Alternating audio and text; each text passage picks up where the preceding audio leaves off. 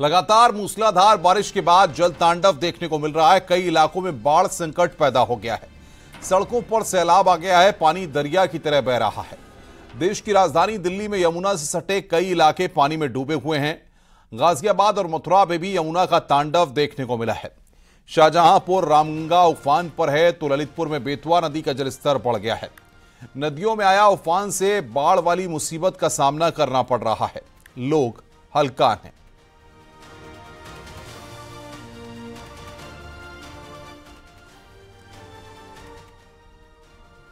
आगे बढ़ते हैं। हरियाणा के हथनी कुंड से छोड़ा गया पानी जहां अब तक दिल्ली वालों के लिए परेशानी का सबब बना हुआ था, वहीं अब गाजियाबाद के लोनी इलाके में भी लोग बढ़ते जलस्तर से परेशान हैं। गाजियाबाद के लोनी इलाके के ट्रोनिका सिटी थाना क्षेत्र में तकरीबन 8 गांव बढ़ते जल सैलाब की जद में आ चुके हैं।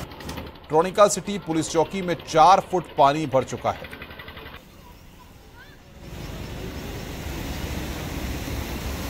हथनी कुंड दर्रा से छोड़ा गया पानी लगातार लोनी के ट्रोनिका सिटी इलाके में घुस रहा है और यहाँ के आसपास के तकरीबन 8 से 9 ऐसे गांव हैं जहां की पानी पूरी तरीके से भर चुका है। जलस्तर जो है लगातार बढ़ता जा रहा है और बढ़ते हुए जलस्तर ने कई गांवों को अपनी जद में ले लिया है।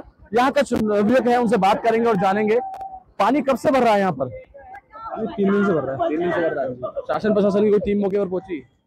सर आए तो थे, आए और देख के चले गए। बस इतना ही उन्होंने गुजरा। अच्छा, कितने साल बाद आप देख रहे हो इस तरह के हालात यहाँ लोनी में देखने को मिले हैं? सर हमारे तो जो परदादा है मतलब यहाँ से रह रहे, यहीं शुरू से रह रहे, अब 40 साल में ऐसा हुआ, मतलब दूसरी बार हुआ है। ठीक है, आपदा है लेकिन आपदा में अफसर भी ढूंढ ले जाते हैं, अफसर ही ढूंढ रहे हैं। हाँ जी, नहा रहे हो, मजे ले रहे हैं, एंजॉय मजे ले रहे हो। हाँ जी, लेकिन बाढ़ से परेशानी है। बाढ़ से तो बहुत ज्यादा परेशानी है। यहाँ का नारे, घरों में पानी घुस रहा है, बिजली नहीं आ रही, सब चीज से परेशान है। पानी पीने का से परेशान है। पीने का पानी नहीं है, लाइट नहीं है, कह रहे हैं नहाने के लिए नहीं है पानी, तो ऐसे में यहीं आकर नहा रहे हैं। हालांकि ये नवयुवक है, अपनी अपनी वही कहते हैं ना, किसी के लिए आपदा है तो किसी के लिए अवसर है। आपदा उन लोगों के लिए है जिनके मवेशी बह गए, आपदा उन लोगों के लिए है जिनके घर बार बह गए, आपदा उन लोगों के लिए है, उस किसान उस काश्तकार के लिए है जिसकी फसल पूरी तरीके से इस पानी में तबाह हो गई।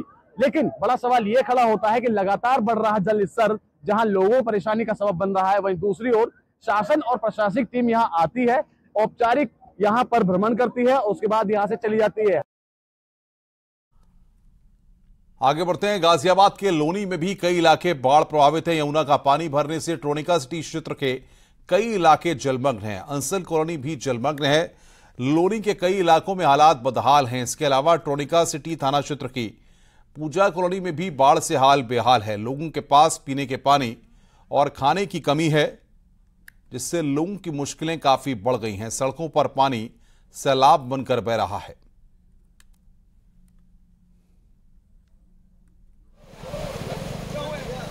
तो ये 2 तस्वीरें इस वक्त आपकी स्क्रीन पर गाजियाबाद के लोनी की अंसल कॉलोनी की तस्वीरें, जहां पर सड़कों पर सैलाब है, और दूसरी तस्वीरें पूजा कॉलोनी की हैं, ये जो हम आपको दिखा रहे हैं लोनी गाजियाबाद की, जहां पर सिर्फ पानी ही पानी नजर आ रहा है।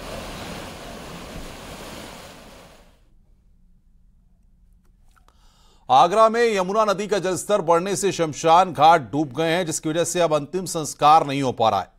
बताया जा रहा है कि साल 1978 के बाद पहली बार यमुना का पानी खतरे के स्तर तक पहुंचा। शमशान घाट में चारों तरफ पानी ही पानी है।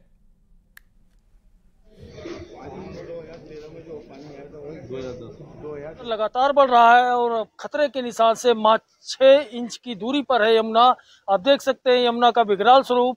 इसके अलावा यमुना के घाट पर जो शमशान है वह डूबा नजर आता है, तो 100 के अंतिम संस्कार में भी थोड़ी बहुत दिक्कतें आ सकती हैं। यहाँ देखिए आप, जो है पूरा जलमग्न हो गया ये इलाका, और यहाँ पर एक दिन पहले तक अंतिम संस्कार होता था, लेकिन कल जब पानी बढ़ना शुरू हुआ तो अंतिम संस्कार रोक दिया गया। आज पानी पूरा यहाँ तक आ गया है। तस्वीरें इस बात की गवाह है कि यमुना में किस तरह से पानी बढ़ रहा है। तो हम लोगों से भी बात कर लेते हैं जो यहाँ रहते हैं। अक्सर आप बताइएगा कि ये पानी जो है कब बढ़ना शुरू हुआ? जी, ये सुबह से बढ़ना स्टार्ट हुआ है। सुबह पूरा ये सूखा पड़ा था जी। ये पानी रात भर में तो पीछे बाउंड्री के पीछे था, ये सुबह में पानी बढ़ना स्टार्ट हुआ है। तो अभी कोई प्रशासन का कोई आया है यहाँ कुछ? जी, प्रशासन तो अभी कुछ नहीं। पब्लिक जो है अभी दूर है पानी से, और और यहाँ देखभाल वाली भी है, सुविधा सही है। आप लोगों को मना कर रहे हैं कि यहाँ जो जाए आगे न जाए? जी जी, इसलिए हमने ये लाल रस्सी बांध रखी है और मना कर देते हैं हम यहाँ से थोड़ा दूर रहिए, ये कमजोर है, पानी गहरा भी है। तो आगरा के निचले इलाकों में पानी भरने लगा है और इसी कड़ी में सबसे बड़ी दिक्कत जो आई है वो आगरा में जो मोक्ष धाम है, शमशान घाट, वहाँ जो है पानी भर चुका है। तो ऐसे में दिक्कतें और बढ़ेंगी अगर पानी का स्तर और बढ़ेगा, क्योंकि जो संभावना है उसके तहत खतरे के निशान को इस बार यमुना पार कर जाएगी। कैमरामैन बंटी के साथ हिमांशु त्रिपाठी, न्यूज़ 18 आगरा। आगे बढ़ते हैं। आगरा में बारिश ने बुरा हाल कर दिया है। स्कूल के गेट और रास्तों पर पानी भर गया है। छोटे बच्चे पानी से भरे रास्तों से गुजरने को मजबूर हैं। टीचर्स भी स्कूल की दीवार पर चढ़कर रास्ता पार कर रहे हैं। ऐसे में हादसे का भी डर है। बच्चों और टीचर्स की जद्दोजहद करके स्कूल जाते वीडियो सामने आया है। मामला पिनाहट ब्लॉक के नया बांस प्राइमरी स्कूल का है।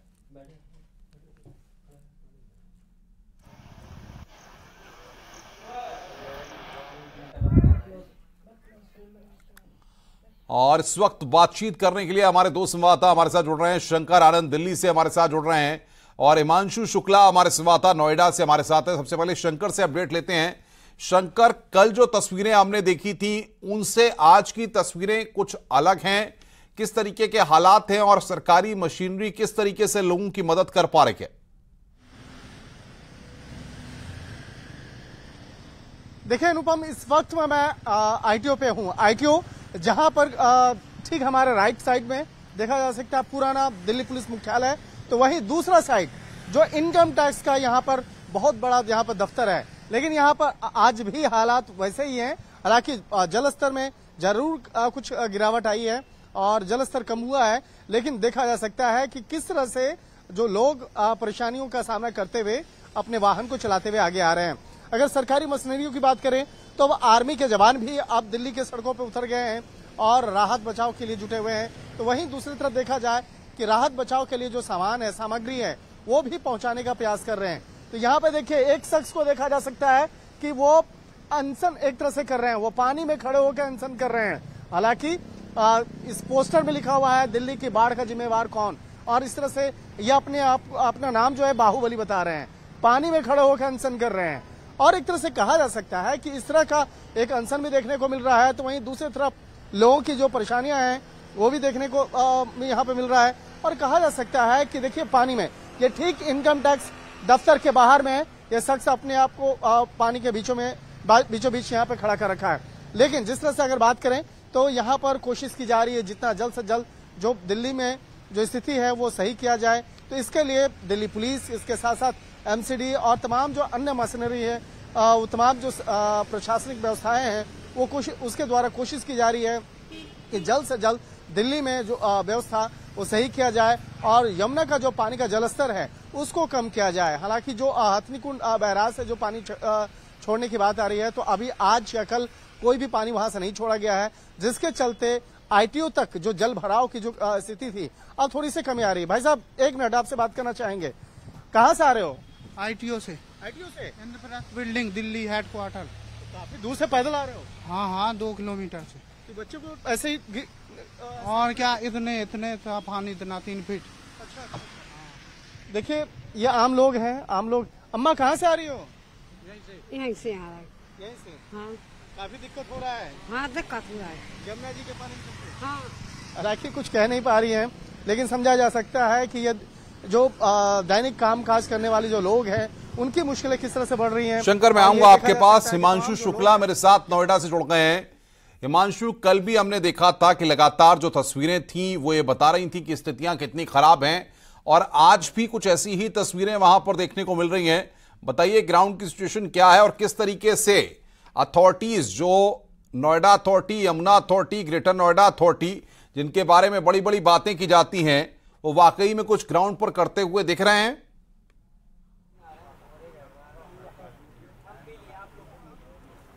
जाहिर तौर पे देखिए अनुपम, सबसे पहले आपको मेरे ठीक पीछे की तस्वीरें दिखाएंगे। यहाँ पर जो वाटर लेवल है वो कम हुआ है, लेकिन रेस्क्यू ऑपरेशन पिछले 72 घंटों से यानी 3 दिनों से रेस्क्यू ऑपरेशन जारी है। मवेशी निकाले गए हैं, इसके अलावा यहाँ पर जो गौवंश फंसे हुए थे वो निकाले गए हैं और तमाम लोग जो लोग फंसे हुए थे उनको भी निकाला गया है। रेस्क्यू ऑपरेशन लगातार जारी है, जलभराव भी है, लेकिन जो स्थिति 2 दिन पूर्व थी वो स्थिति नहीं है।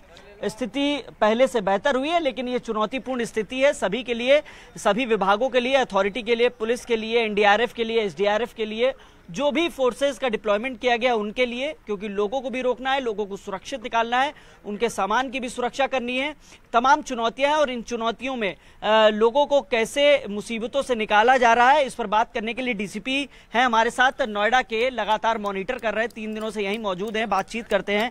सर, यहाँ पर अभी अगर बात करें 3 दिनों से रेस्क्यू ऑपरेशन जारी है, अभी मौजूदा स्थिति क्या है?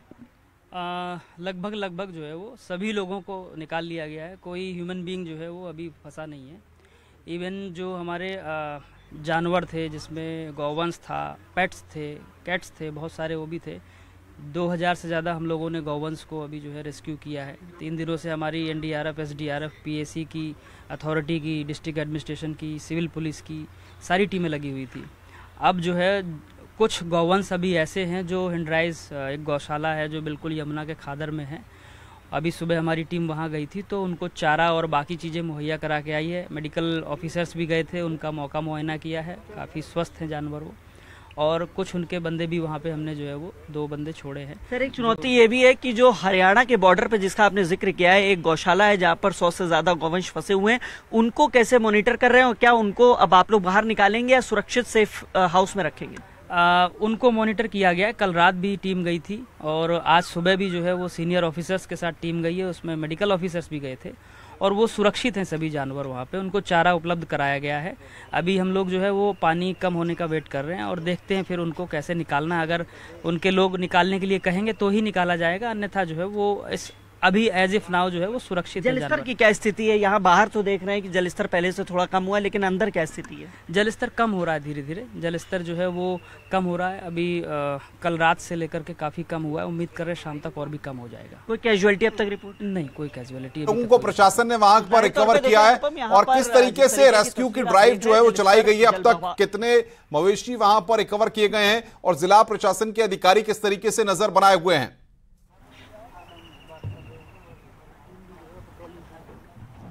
बिल्कुल अनुपम, आपको बता दें यहाँ पर जिला प्रशासन के अधिकारी, अथॉरिटीज के अधिकारी, क्योंकि ये क्षेत्र नोएडा अथॉरिटी के अंतर्गत आता है, इसके अलावा यहाँ पर पुलिस के, एसडीआरएफ, एनडीआरएफ, ये सभी विभाग यहाँ लगे हुए हैं। सभी 3 दिनों से यहाँ पर रेस्क्यू ऑपरेशन कर रहे हैं। शुरुआती तौर में जिस तरीके से लोगों के फंसे होने की सूचना आई थी, उसके बाद से यहाँ पर सभी टीमें अलर्ट हुई, लेकिन एक सवाल जरूर उठता है। जहाँ हम मौजूद हैं इसको डूब क्षेत्र बोलते हैं, ये खादर का एरिया यमुना का, मेरे ठीक पीछे रिवर बेड है और इस समय हम यमुना के जो डूब क्षेत्र है वहां मौजूद है और जो आसपास आप देख पा रहे हैं दूर दूर तक ये सभी। मैं आ रहा हूं हिमांशु आपके पास। शंकर आनंद दिल्ली में है। शंकर, जिस तरीके की तस्वीरें आप दिखा रहे हैं दिल्ली में, ऐसे में दिल्ली में ये कहा जाता है कि दिल्ली में रफ्तार थमती नहीं है, दिल्ली चलती ही रहती है, चाहे दिन हो या रात। ऐसे में लोगों को किस तरह से दिक्कतों का सामना करना पड़ रहा है और क्या कोई एजेंसी, कोई सरकारी मदद लोगों को मिलती हुई दिखाई दे रही है? कोई टीमें वहां पर ग्राउंड पर काम करती हुई नजर आ रही हैं?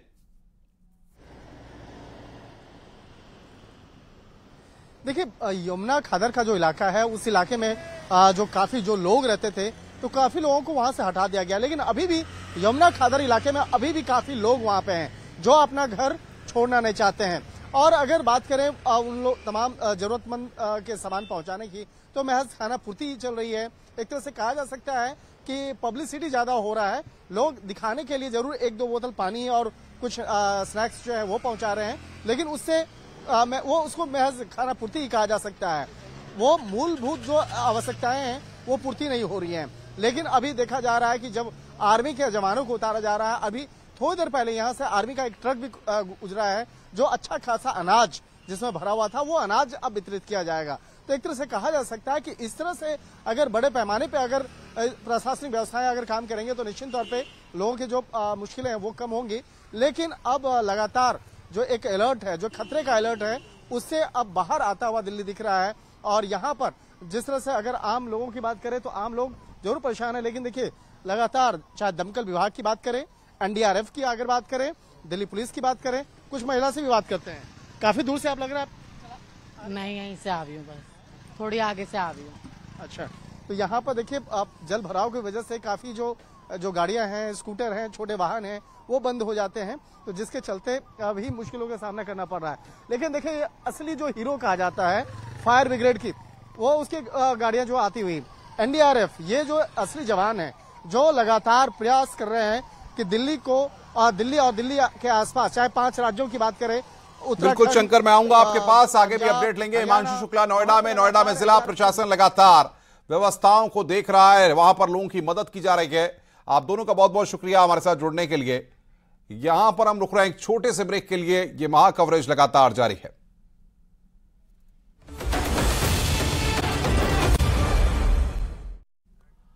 स्वागत है। ब्रेक के बाद सहारनपुर में पुलिस प्रशासन के अधिकारियों ने शिव भक्तों पर हेलीकॉप्टर से पुष्प वर्षा की। सहारनपुर के कमिश्नर, डीआईजी रेंज, डीएम और एसएसपी सहारनपुर ने कावड़ियों पर हेलीकॉप्टर से पुष्प वर्षा की। सहारनपुर, देहरादून, हरिद्वार कावड़ मार्ग पर कावड़ियों पर ऊपर फूल बरसाए गए।